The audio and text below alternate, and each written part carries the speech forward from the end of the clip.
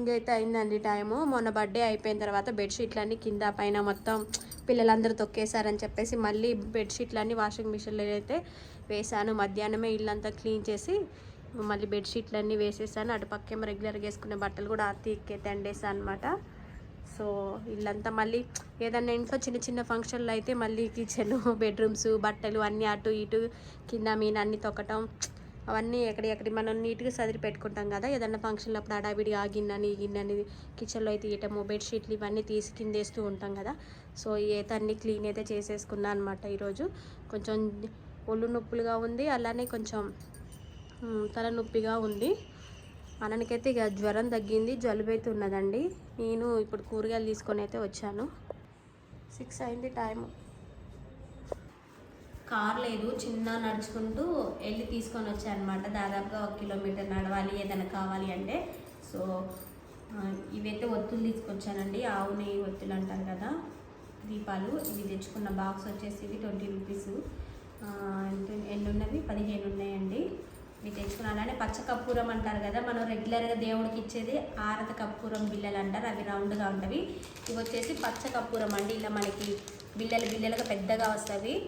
So అక్కడ పెట్టాము చూడండి మేము. ఆ గోడకి మనకి ఆలుట్లాగా ఉంటుందండి, అందులో కొంచెం వేస్తే ఇల్లంతా మంచి స్మెల్తో గుళ్ళో మనం వెళ్ళి కూర్చుంటే అక్కడ వచ్చే మంచి సువాసన ఎలా వస్తుందో, సో ఆలోట్ లాంటి ఉన్న మిషన్లో ఈ పచ్చ కర్పూరం వేయటం వల్ల మనకి సేమ్ గుళ్ళో ఉన్న ఫీలింగ్ ఉంటుంది అనమాట. నేను ఆదివారం రోజు, మంగళవారం రోజు, గురువారం రోజు, అలానే శుక్రవారం, శనివారం అయితే వేసానండి. ఇది ఇలా వేయటం వల్ల ఇంట్లో నెగిటివ్నెస్ అనేది పోయి పాజిటివ్ ఎనర్జీ అనేది వస్తుంది.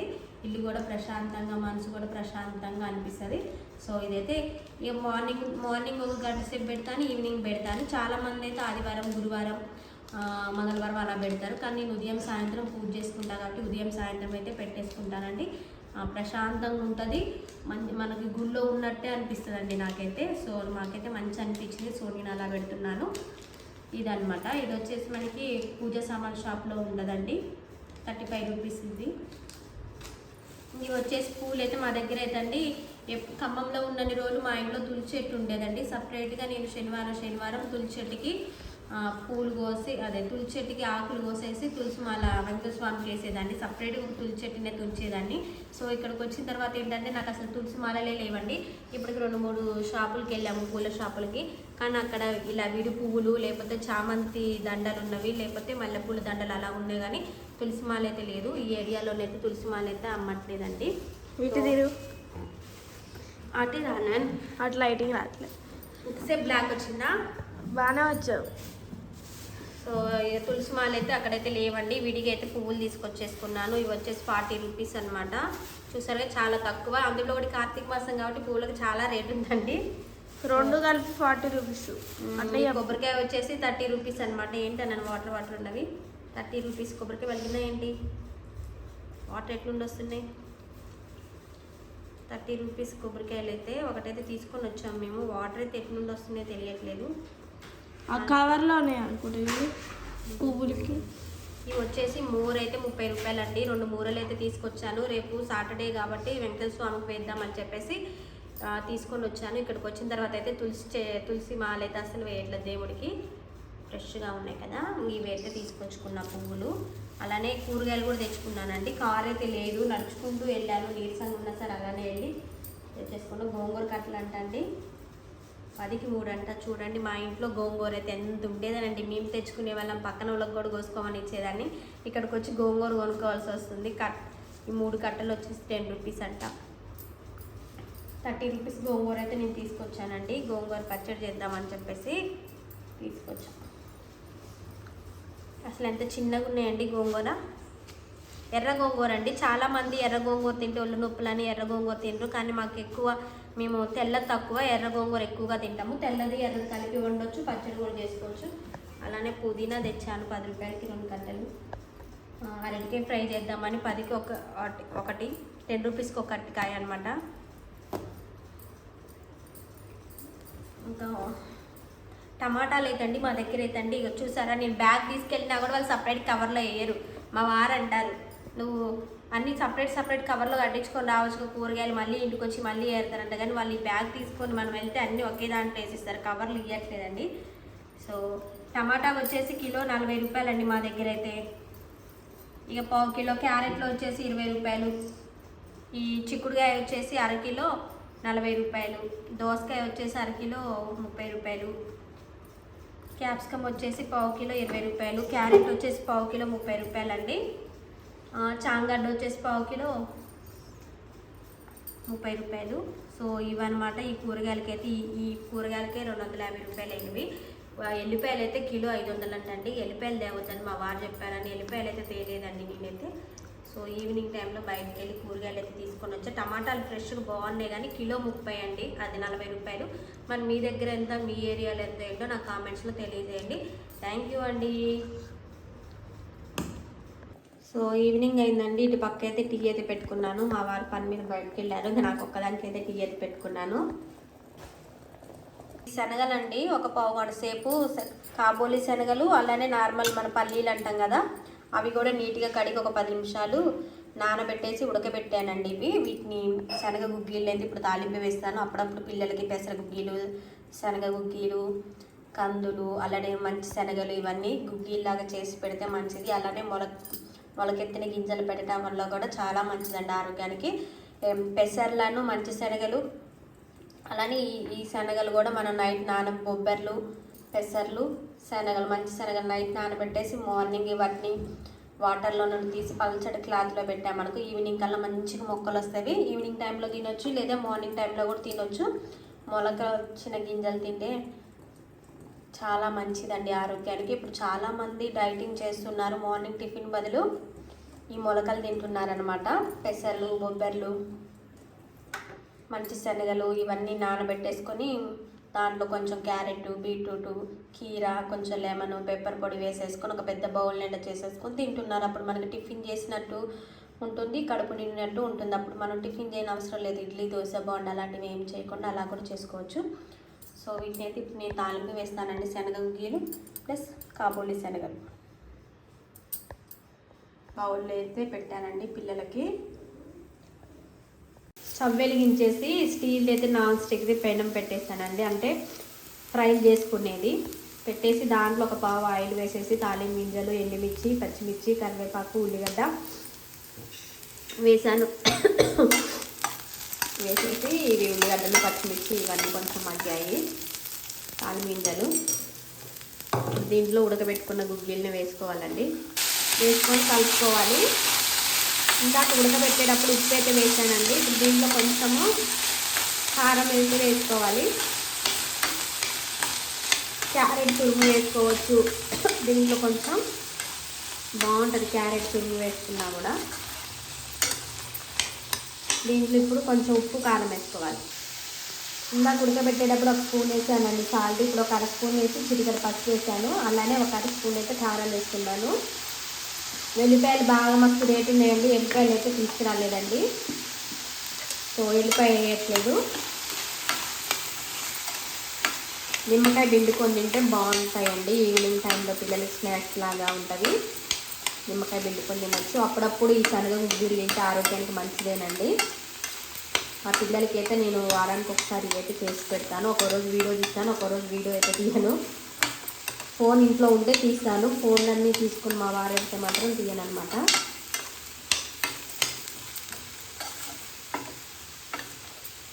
దీంట్లో కొబ్బరి తురుము, క్యారెట్ తురుము, నిమ్మకాయ పిండుకొని తింటే బాగుంటాయండి శనగ గుగ్గిలు. మనకి ట్రైన్లో వెళ్ళేటప్పుడు, బస్సులో జర్నీ చేసేటప్పుడు కూడా మనకి అమ్ముతారు కదండి, పొట్లం కట్టిస్తారు 20 రూపీస్ అవి. సో ఇవన్నమాట ఈరోజు పిల్లలకి స్నాక్స్ లాగా నేనైతే శనగ గుగ్గిలు చేశానండి. ఇంట్లో ఉన్న వాటితోనే ఈవినింగ్ అని చేశాను శనగ గుగ్గిలు. చాలా అంటే చాలా బాగుంటుంది. ఇంక నిమ్మకాయ పిండుకోవచ్చు, లేదంటే ఇలా ఉట్టికి కూడా తినొచ్చు. ఒక 2 మినిట్స్ ఉంచేసి స్టవ్ ఆఫ్ చేసుకుంటాను. హలో అండి, ఈరోజైతే నేను వెన్నపూస చేస్తున్నా. స్వచ్ఛమైన వెన్నపూస ఇంట్లోనే చేస్తున్నా. నేనైతే ఇక్కడ గేదె పాలు వేయించుకుంటానండి. లీటర్ వచ్చేసి 80 రూపాయలు. లీటర్ పాలు అయితే వేయించుకుంటాను. రోజు 100 రూపాయల పాలు వేయించుకుంటాను. చిక్కటి పాలు కాగబెట్టి తోడేస్తా. తోడు వేసిన పాల మీద వచ్చే మేగడ మొత్తం ఇలా ఒక డబ్బా నిండా పెట్టేసుకున్నా. ఈ డబ్బా నిండింది. ఇది మొత్తం కలిపి ఇది ఒక 2 నెలలదండి మేగడ. మధ్యలో అటు ఇటు ఊర్లోకి వెళ్ళటం వల్ల పాలు సరిగ్గా తోడేయకపోవటం వల్ల మేగడ కూడా కొంచెం తీసేదాన్ని కాదు.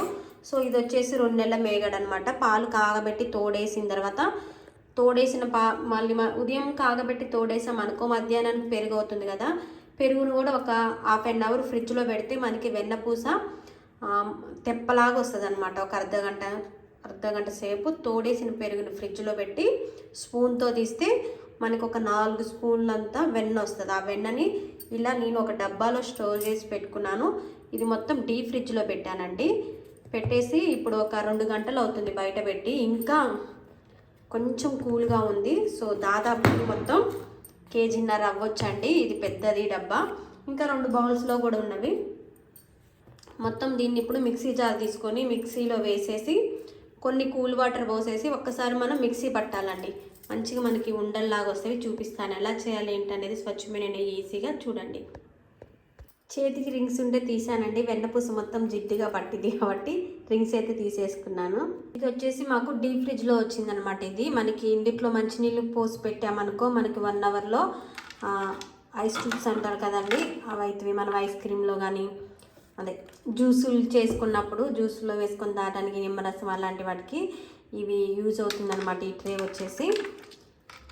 సో ఇప్పుడు ఈ కూల్ వాటర్ దీంట్లో పోసేసుకొని కొన్ని మిక్సీ పడదామండి. మనకి ఇప్పుడు వెన్న ముద్దలాగా వస్తుంది మిక్సీ పట్టుకోవడం వల్ల కూల్ వాటర్. ఒకవేళ కూల్ వాటర్ లేకపోయినా అంటే ఫ్రిడ్జ్లో ఒక ½ అన్ అవర్ పెడితే కూల్ వాటర్ వస్తాయి కాబట్టి అవి పోసుకోవచ్చు. లేదా కూల్ వాటర్ పోస్తే మనకి మంచిగా రౌండ్గా వెన్నపూస అనేది బాగా వస్తుంది. నార్మల్ నీళ్ళు పోయటం వల్ల ఏంటంటే కొంచెం ఉండలాగా రాదు, అంటే వెన్న ముద్దలాగా రాకుండా కొంచెం పొడిగా అవుతుంది. బాగుంది కదా. మార్నింగ్ టైంలో లేవంగానే ఇందులో కూల్ వాటర్తో ఫేస్ వాష్ చేసుకున్నా, ఈ ఐస్ గడ్డలతో ఫేస్ని మనం నీట్గా క్లీన్ చేసుకున్నా ఫేస్ అనేది చాలా నీట్గా ఉంటుందండి. ఫేస్ మీద ఉన్న ట్యాన్ అనేది కూడా పోతుంది. కొన్ని వాటర్ వేసి మిక్సీ పడితే మనకి ఇట్లా వెన్న అనేది వస్తుందండి. చూడండి ఇలా. ఇప్పుడు దీన్ని స్టవ్ వెలిగించేసి ఒక చట్టి గిన్నె, మందం గిన్నె, చట్టి గిన్నె అయితే పెట్టేసుకొని దాంట్లో ఈ వెన్న అంతా వేసుకోవాలి.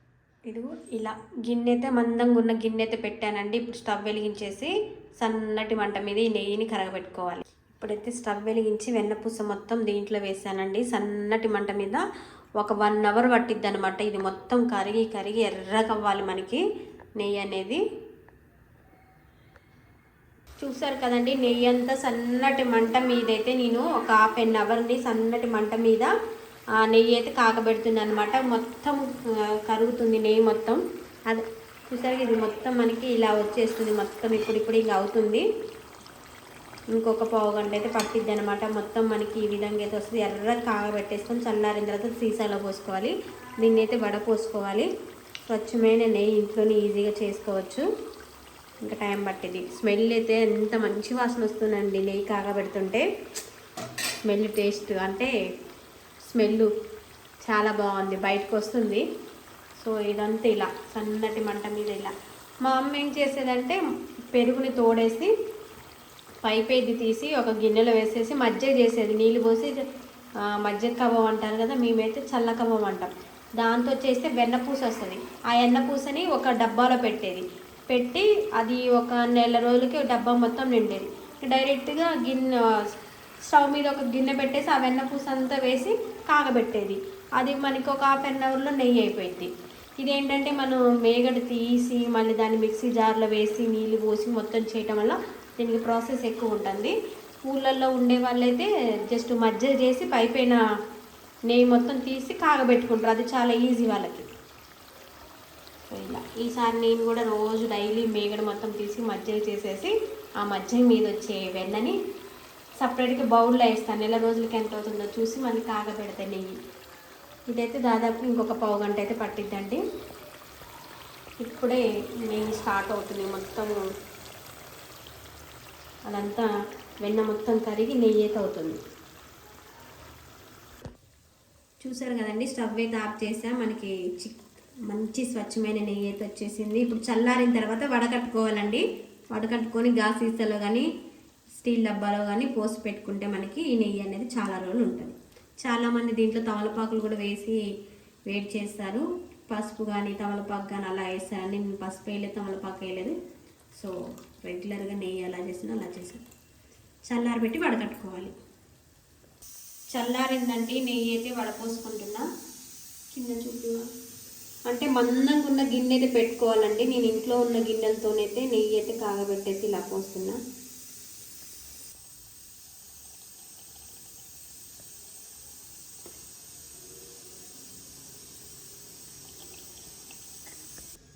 చూసారు కదండి, ఎర్ర కాగబెట్టాను నెయ్యి. అసలు స్వచ్ఛమైన నెయ్యి, చాలా అంటే చాలా మంచి స్మెల్ అయితే వస్తుంది.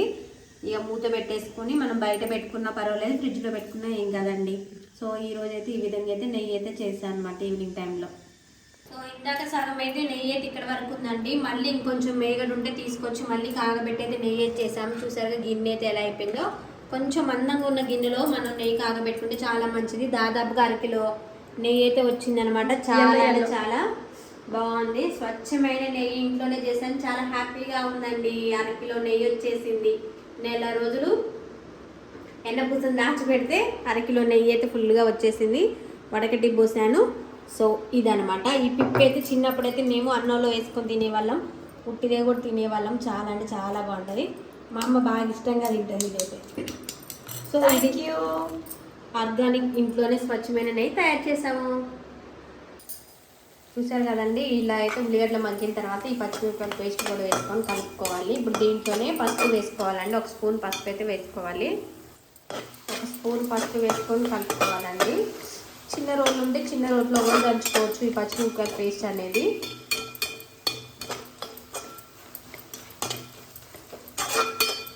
ఈ మధ్యలో మెదగలేదండి, మిక్సీ ప్రాబ్లం వల్ల. మిక్సీ గిన్నె పాడైంది, అందుకే మెదగలేదు.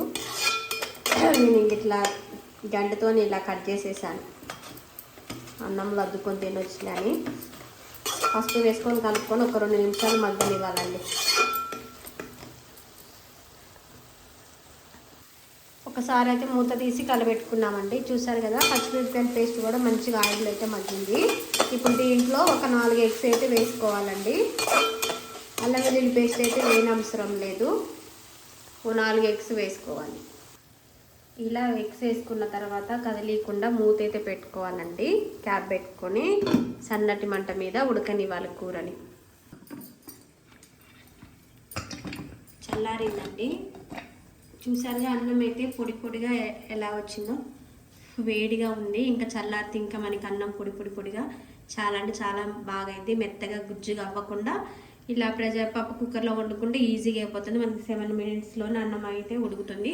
కొత్త బియ్యం అనుకో కొంచెం ఆయిల్ వేస్తే అన్నం మనకి పొడిగా వస్తుందండి. సో ఇదనమాట. మూత అయితే తీసానండి. ఇప్పుడు ఒకసారి అయితే కోడిగుడ్లన్నీ ఇలా తిప్పి వేసేసుకున్నాము.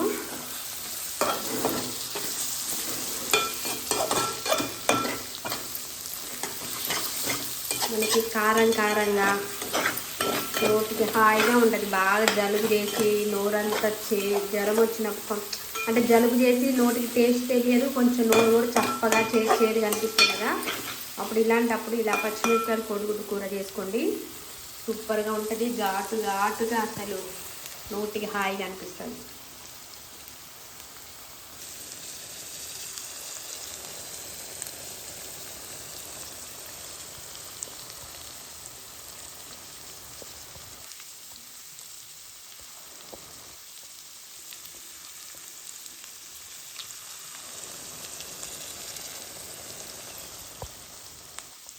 ఇంకొక 5 నిమిషాలు ఉడకనివ్వాలండి. కొంచెం కరివేపాకు ధనియాల పొడి వేసుకున్నాము. ఇప్పుడైతే మూత తీసి కొంచెం కరివేపాకు వేసానండి. ఇప్పుడు కొంచెం ధనియాల పొడి అయితే వేసేసుకుంటున్నా. ఘాటుగా స్పైసీగా చాలా అంటే చాలా బాగుంటుంది. ఎవరైనా ఒక్కసారి పచ్చిమిరపకాయల కూర ఇలా పచ్చిమిరపకాయల కోడిగుడ్డు తినని వాళ్ళు ఎవరైనా ఉంటే ఒక్కసారి ఇలా చేసుకోండి. మళ్ళీ మీకు ఇదే కూర వేసుకొని తినాలనిపిస్తుంది. ఇంత బాగుంటుంది అన్నమాట.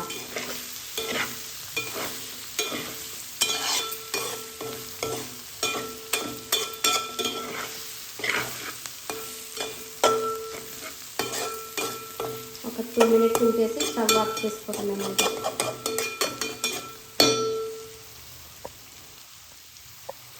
అయిపోయింది. చూస్తారు కదా, పచ్చిమిరపకాయలు కోడిగుడ్డు కూర ఈ విధంగా చేసుకుంటే నోటికి ఏమి తినబుద్ధి కానప్పుడు ఇలా పచ్చిమిరపకాయలు కోడిగుడ్డు చేసుకొని తింటే నోటికి పండగ అనిపిస్తుందండి. మా వారికి అయితే ఎప్పుడు జలుబు చేసినా నేను ఈ కూర అయితే చేసి పెడతాను. చాలా అంటే చాలా బాగుంటుంది. మా నాన్నకు కూడా ఇష్టం ఈ కూర. పచ్చిమిరపకాయలు కోడిగుడ్డు మా తమ్ముడికి కూడా ఇష్టం. సో మా రేణు మా చేతికి కూడా ఇష్టం అండి. మా రేణు కూడా ఫుల్ కారం తింటుంది ఈ కూర బాగా. దానికి కూడా మా రేణుకు కూడా చాలా ఇష్టం ఈ కూర. ఎంత కారం ఉన్నా సరే ఇంకా కారం సరిపోలేదంతా అంటుంది.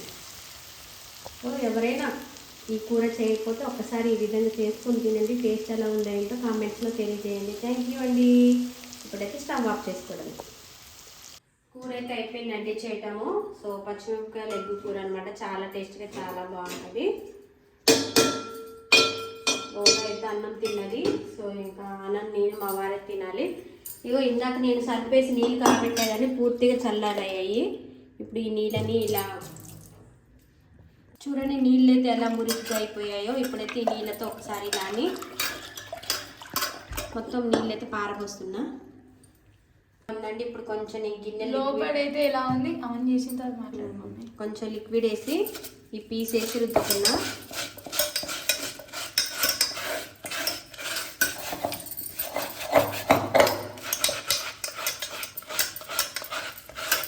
ఒక స్పూన్ తీసుకుంటా జీలకర్ర.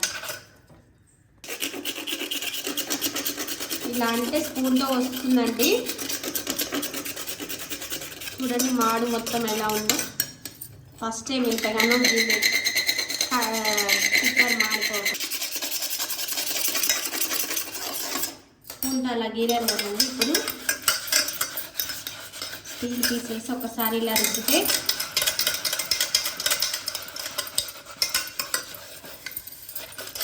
మొత్తం పోతుంది. చూసారు కదా ఇందాకడికి ఇప్పటికి ఎలా ఉందో.